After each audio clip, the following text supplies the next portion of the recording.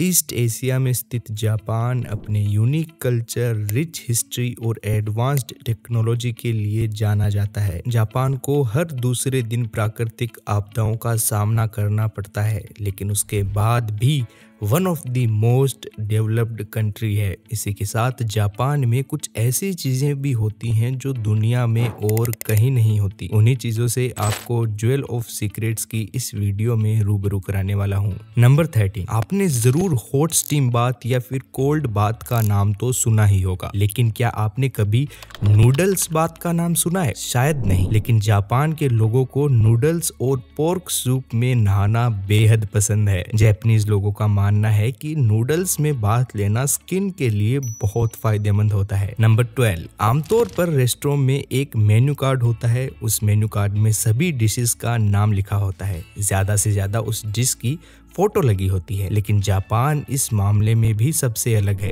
Japan में नकली dish बनाकर रेस्टोरेंट के बाहर शोकेस में रखा जाता है ताकि कस्टमर बाहर से ही अट्रैक्ट हो जाए। ये फेक मील्स रेजिन और वैक्स को मिलाकर बनाई जाती हैं। देखने में रियल खाने से ज्यादा सुंदर लगती हैं, लेकिन ये रियल खाने से ज्यादा महंगी भी होती हैं।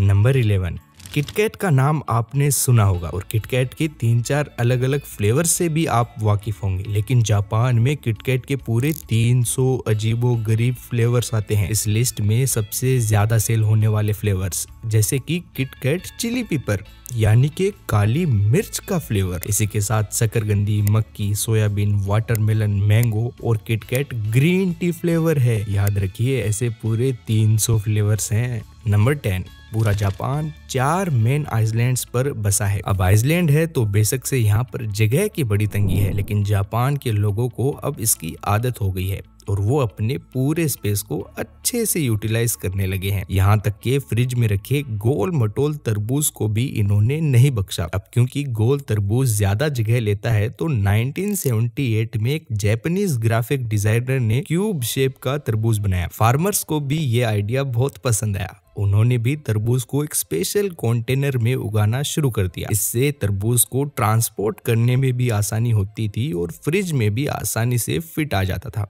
बाद में डेकोरेशन के लिए अलग अलग शेप्स में भी इसको उगाया जाने लगा। नंबर 9, रेलवे में कई अलग अलग पोस्ट होती हैं, जैसे कि loco pilot, station master, signal man, लेकिन जापान में इन सभी के अलावा एक पीपल पुशर नाम की भी पोस्ट होती है। उस पोस्ट के स्टाफ का काम है लोगों को धक्का देकर मेट्रो के अंदर घुसाना ताकि मेट्रो का चप्पा चप्पा काम आ सके। इंडिया में ट्रेन का लेट होना बहुत ही कॉमन है। ऑन एन एवरेज इंडिया में 59 मिनट्स ट्रेन लेट होती हैं और इंडिया में ही नहीं, अमेरिका में भी long distance train 49 minutes on an average delay होती हैं।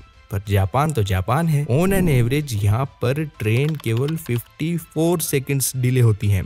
इसी के साथ ट्रेन लेट होने पर ट्रेन में सफर करने वाले पैसेंजर्स को एक सर्टिफिकेट भी इशू होता है। अगर आपका कहीं इंटरव्यू था और ट्रेन लेट होने की वजह से आप लेट पहुंचे तो आप वो सर्टिफिकेट अपने इंटरव्यू में दे सकते हैं। नंबर 7, जापान में पानी को बचाने के लिए भी कई अनोखे तरीके इन्वेंट किए गए हैं और उनमें से एक है वॉश बेसिन का पानी बचाना। वॉश बेसिन का पानी सीधा नाले में ना जाकर कमोड के टैंक में इकट्ठा हो जाता है और कमोड के टैंक से कमोड को साफ करने के काम आता है। इसी तरह से पानी को 2 बार यूज किया जाता है। नंबर 6, दुनिया भर में खाना खाते टाइम आवाज निकालना बड़ा ऑकवर्ड माना जाता है, लेकिन जापान इसके एकदम अपोजिट है। अगर खाना खाते टाइम कोई आवाज नहीं निकालता है, इसका मतलब उसको खाना पसंद नहीं आया। जापान में इस आवाज को स्लर्पिंग कहा जाता है और लोग ये आवाज शेफ को शाबाशी देने के लिए निकालते हैं। नंबर 5, जापान में नंबर 4 को बहुत ही अनलकी समझा जाता है। जापान के लोग नंबर 4 को उतना ही बॉयकॉट करते हैं जितना आज के टाइम बॉलीवुड की मूवीज होती हैं। किसी भी इवेंट में 4 गेस्ट नहीं हो सकते, रेस्टोरेंट में 4 टेबल नहीं हो सकती और यहाँ तक कि एलिवेटर्स में 4th फ्लोर का बटन भी नहीं होता। नंबर 4, पूरी दुनिया में मेयोनीज को सैंडविच, बर्गर या फिर फ्राइज के साथ खाया जाता है, लेकिन जापान में मेयोनीज को आइसक्रीम की टॉपिंग की जगह डाला जाता है। साथ में पैनकेक्स पर भी मेयोनीज डालकर खाई जाती है।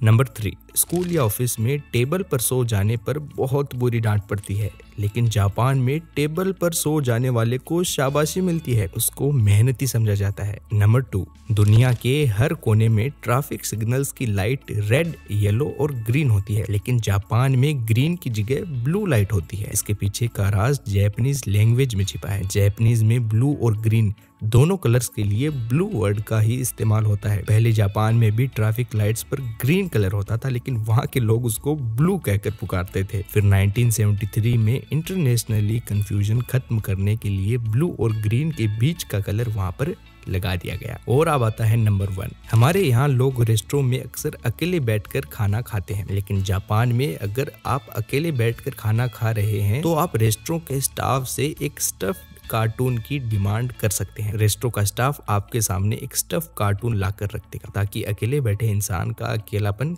कम हो सके। उम्मीद है ये वीडियो आपको पसंद आई होगी और जापान के बारे में आपने कुछ नया सीखा होगा। अगर वीडियो अच्छी लगी तो लाइक करना मत भूलना, और ऐसी और भी वीडियोस देखने के लिए चैनल को सब्सक्राइब भी जरूर कर लेना। मिलते हैं अगली वीडियो में। जय हिंद, वंदे मातरम।